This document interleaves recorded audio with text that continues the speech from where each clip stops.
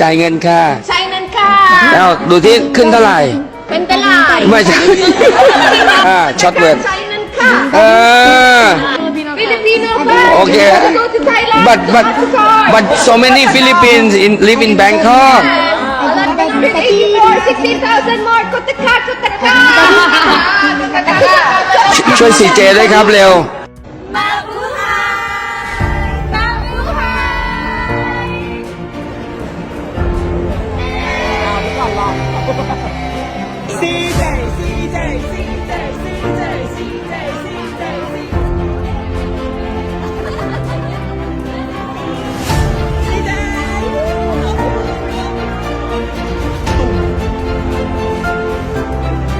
Congratulations, CJ.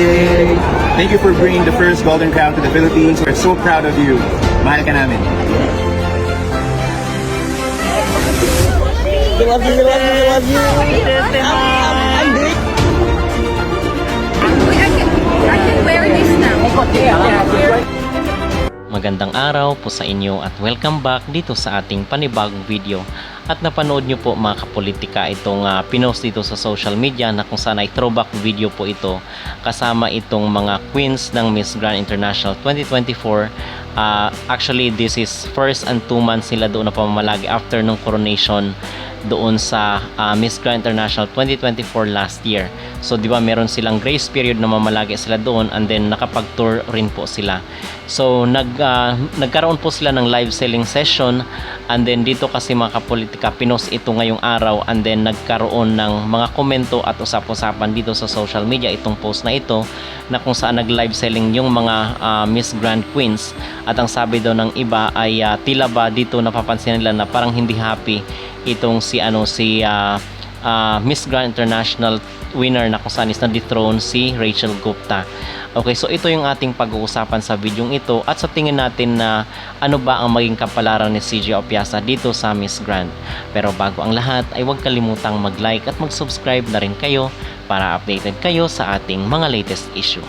So basically, sa tingin natin ay hindi natin masisirin ang naging desisyon ng Miss Grand International dahil dito is kitang-kita naman po base sa mga komento ng ating mga netizen na tila meron talagang pagkailang itong si Rachel Gupta sa mga ganitong gawain. So siguro ay naramdaman rin po yon ng Miss Grand International Organization.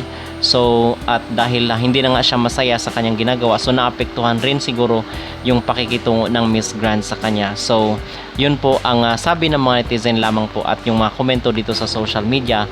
But moving forward dahil na nga si magte-take over na nga itong si CJ Opiasa at kitang-kita naman po natin kung gaano ka-warm at kainit yung pagtanggap sa kanya ng mga taga-Thailand at most especially itong Miss Grand Organization na mga namumuno sa kanya. Okay, so nakita natin dito kung paano talaga siya niyakap ni Mr. Nawat at binigyan siya ng bouquet of flowers at may pa-press con pa nga doon sa airport. So sa tingin ko doon sa mga nagsasabi na kung saan ay live selling lang ay sa tingin ko walang problema dito dahil yung pag live selling mga kapolitika hindi naman po yan araw-araw. So meron ring mga moment or time, may season rin sila na nagtutour sila sa iba't ibang mga bansa. So hindi natin masabi na buong buhay ni CJ Opiasa dito sa Miss Grand ay magbebenta siya online, maging live seller siya. Okay, so yun po ang ating maging reaction at masasabi dito sa mga nagko-comment pa rin sa social media at wala naman pong masama dito sa ginagawa dahil yung kinikita naman sa ito kasi ang pangkabuhayan ng Miss Grand International at napupunta rin po ito sa sa production, yung production lang ang gaganda ng mga effects. So I believe na worth it itong ginagawa ng Miss Grand International. Bigyan lamang po natin ng reaksyon mga kapolitika dahil ang mga netizen ay nagko-comment pa rin dito sa mga post ni CJ Opiasa. Okay? So bukas po ng alas 2 ng hapon ay crowning moment po ni CJ.